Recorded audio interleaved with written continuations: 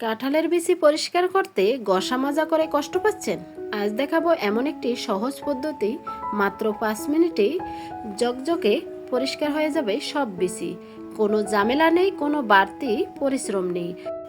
আর সেই পরিষ্কার করা কাঁঠালের বিচি দিয়েই রান্না করেছি দারুণ মজার একটি রেসিপি। রান্নার সময় মাত্র একটি বিশেষ উপাদান মিশিয়েছি, আর তাতেই স্বাদ হয়েছে এতটাই অসাধারণ যা একদিন খেলে 7 দিন মুখে স্বাদ লেগেই থাকবে। নরম, মজাদার আর ভরপুর স্বাদের এই রেসিপি একবার খেলে বারবার খেতে ইচ্ছে করবেই। কাঁঠালের বিচি পরিষ্কার করার সহজ কৌশল আর মজাদার রান্নার সম্পূর্ণ প্রক্রিয়া দেখতে ভিডিওটি শেষ পর্যন্ত দেখার অনুরোধ রইল। আশা করি আজকের পরিষ্কার করা পদ্ধতি এবং রান্নার রেসিপি দুইটাই আপনাদের অনেক অনেক উপকারে আসবে এবং অনেক ভালো লাগবে। রেসিপিটি ভালো লাগলে একটি শেয়ার করে সবাইকে দেখার সুযোগ করে দিবেন।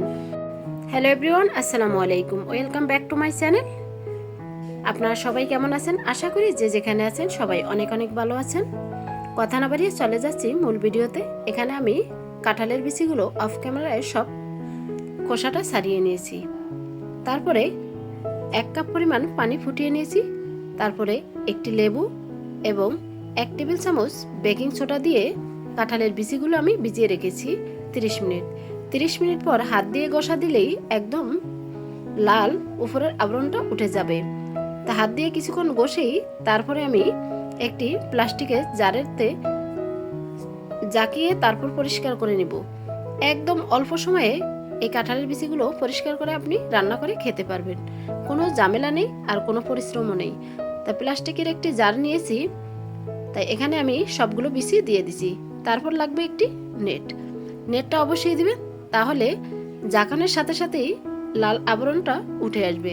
তাই লেবুর খোসা এবং নেট দিয়েই আমি প্রায় 3 থেকে 4 মিনিট ভালো করে জাকিয়ে নিছি। এই সহজ পদ্ধতিতে আপনারা বাসায় একবার হলেও ট্রাই করে দেখতে পারেন। খুব সহজেই কাঁঠালের বিচিগুলো একদমই দবদবে সাদা হয়ে যাবে, এক ফোঁটাও লাল উপরের আবরণটা থাকবে না। ভিডিওটি যদি ভালো লাগে একটি শেয়ার করে সবাইকে দেখার সুযোগ করে দিবেন। আপনাদের একটি শেয়ারে অনেক আপু ভাইয়াদের অনেক অনেক উপকারে আসতে পারে। আর চ্যানেলে নতুন হলে চ্যানেলটি সাবস্ক্রাইব করে বেল অন করে রাখতে পারেন নিত্য নতুন এরকমই টিপস এবং সাধারণ জিনিস দিয়ে অসাধারণ রেসিপি পাওয়ার জন্য। দেখতে পাচ্ছেন প্লাস্টিক জার থেকে আমি বলেতে সবগুলো কাঁঠালের বিচি ঢেলে নিছি, আর দেখেই বুঝতে পারছেন কতটা পরিষ্কার হয়েছে। এখানে 1 ফোঁটাও লাল আবরণ নেই, আপনারা দেখেই বুঝতে পারছেন। এখন 4 থেকে 5 বার পানি পাল্টিয়ে ভালো করে আমি কাঁঠালের বিচিগুলো ধুয়ে পরিষ্কার করে নিব। আর এই কাঁঠালের বিচি দিয়েই রান্না করব মজাদার একটি রেসিপি, যা রান্নার শেষে একটা উপাদান মিশিয়েছি, স্বাদ হয়েছে অতুলনীয়। তাই এই টিপসটি দেখতে হলে ভিডিওটি শেষ পর্যন্ত অবশ্যই দেখবেন, না হলে আসল জিনিসটাই মিস করবেন। এখন আমি পানি পাল্টিয়ে ভালো করে বিচিগুলো ধুয়ে নিয়েছি। এখন আমি মাঝখানে ফালি করে কেটে নিব সবগুলো বিচি। এখানে আমি 2 রকম করে বিচিগুলো কেটে নিছি, লম্বা এবং মাঝে গোল করে। আপনার যেরকম সুবিধা ঠিক সেই রকমই কেটে নিতে পারেন। আমি 2 রকম করে কাঁঠালের বিচিগুলো কেটে নিছি রান্না করার জন্য। কাঁঠালের বিচি যে এতটা মজার হতে পারে আজকের এই রেসিপি না দেখলে আপনি বুঝতেই পারবেন না। আর রান্নার শেষে অবশ্যই এই 2টা জিনিস মেশাতেই হবে, না হলে আপনার কাঁঠালের বিচি কখনোই এতটা স্বাদ পাবেন না। এখন এক এক করে আমি কাঁঠালের বিচিগুলো কেটে নিচ্ছি।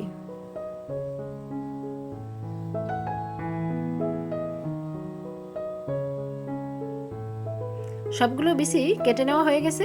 এখন আমি একটা বাটিতে পানি নিয়েছি, পানিতে বিচিগুলো আবারও 2 বার পানি পাল্টিয়ে ধুয়ে নিয়েছি।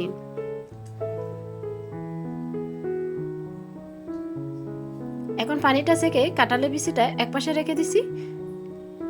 চলে আসলাম কিচেনে, প্যান বসিয়ে দিয়ে দিচ্ছি পরিমাণ মতো সয়াবিন তেল। তারপরে দিয়ে দিচ্ছি পেঁয়াজ কুচি। পেঁয়াজটা হালকা করে ভেজে নিব।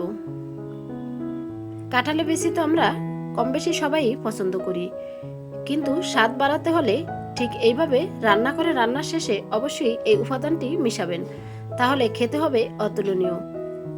এখন আমি অ্যাড করে দিয়েছি এলাচ, দারচিনি এবং তেজপাতা দিয়ে কিছুক্ষণ আবারও ভেজে নিব। ভেজে নেওয়া হয়ে গেছে। এখন আমি এখানে দিয়েছি 2 কেজি গরুর মাংসগুলো অফ ক্যামেরায় আমি ধুয়ে পরিষ্কার করে পানি ছেঁকে নিয়েছি।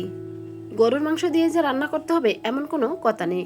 রান্নার প্রসেসটা ঠিক এভাবে রেখেই যে কোনো মাংস দিয়ে অথবা মাছ দিয়ে রান্না করে খেতে পারবেন। এখন দিয়ে দিচ্ছি 2 টেবিল চামচ হলুদের গুঁড়া,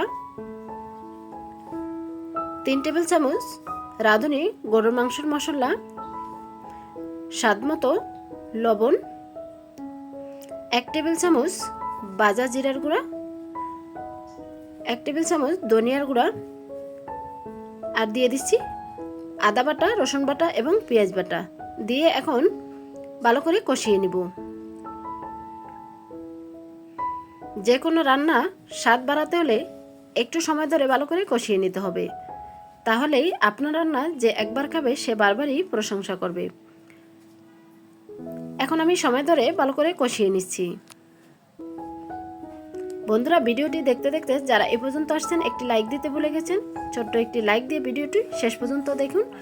আশা করি আজকের টিপস সহ রেসিপি এবং পরিষ্কার করার পদ্ধতি আপনাদের কাছে খুবই ভালো লাগবে।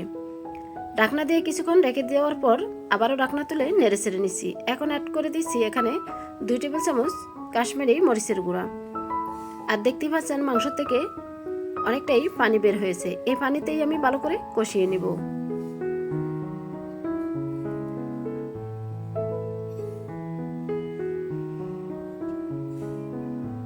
কাঁঠালের বিচি রান্না করতে জানলে সবকিছু দিয়ে খেতে কিন্তু ভীষণ টেস্টি, সবজি বলেন, মাছ অথবা মাংস বলেন। তা আমি আজকে গরু মাংস দিয়ে রান্না করছি, তা আপনাদের সাথে শেয়ার করছি। এখন ভালো করে কষিয়ে ঢাকনা দিয়ে রেখে দিচ্ছি। এখন আবারও ঢাকনা তুলে নেড়ে ছেড়ে নিচ্ছি। দেখতেই পাচ্ছেন কতটা পানি বের হয়েছে। এখন অ্যাড করে দিচ্ছি এখানে পরিমাণ মতো কাঁচামরিচ কুচি। জালের পরিমাণটা আপনাদের প্রয়োজন অনুযায়ী দিবেন। এখন কষিয়ে আবারও ঢাকনা দিয়ে রেখে দিব।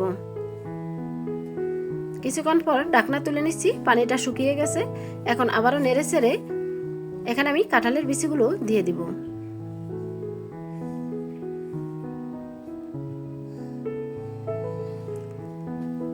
এখন পরিষ্কার করা কাঁঠালের বিচিগুলো দিয়ে কষিয়ে নিব প্রায় 2 থেকে 3 মিনিট।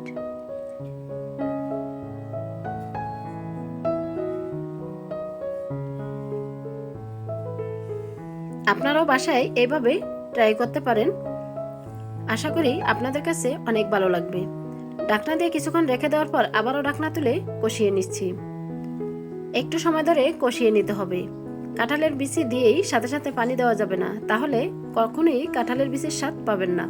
একটু সময় ধরে কষিয়ে নেবেন, কষানোর ভিতরেই যাতে কাঁঠালের বিচিটা সিদ্ধ হয়ে যায়।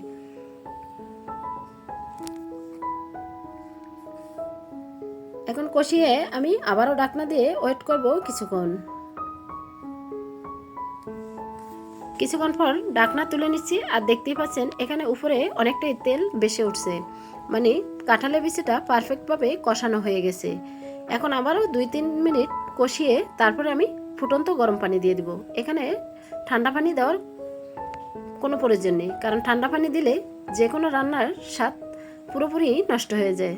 সবসময় চেষ্টা করবেন গরম পানিটা দেওয়ার। এখন আমি একদম ফুটন্ত গরম পানি দিয়েছি 1 কাপ,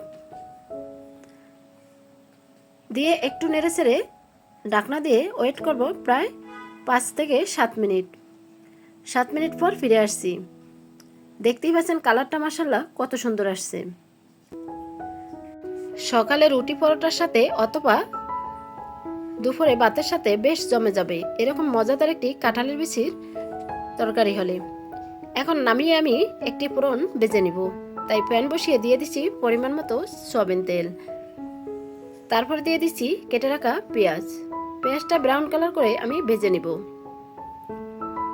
এখানে আমি রান্নার শেষে 3টা জিনিস মেশাবো, তার জন্যই কাঁঠালের বিচির স্বাদ কিন্তু অতুলনীয় হয়েছে। এখন পেঁয়াজটা আমি ব্রাউন কালার করে ভেজে নিয়েছি।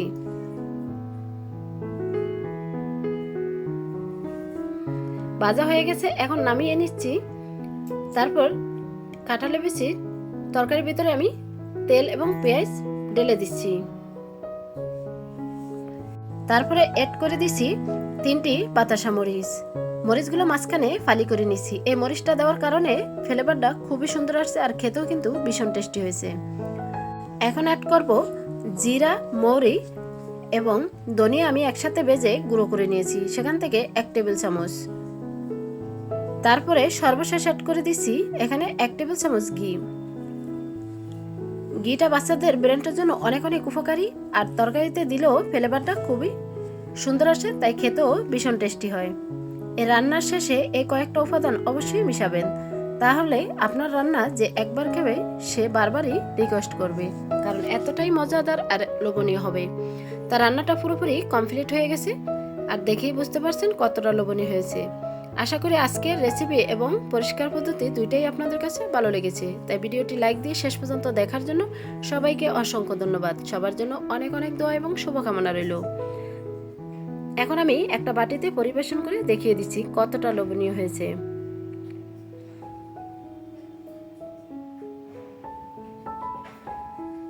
বন্ধুরা, আজকের মতো এখানেই বিদায় নিব। আবারও দেখা হবে নেক্সট কোনো রেসিপির সাথে। ততক্ষণে আপনারা সবাই ভালো থাকবেন, সুস্থ থাকবেন, নিজের খেয়াল রাখবেন, পরিবারের খেয়াল রাখবেন।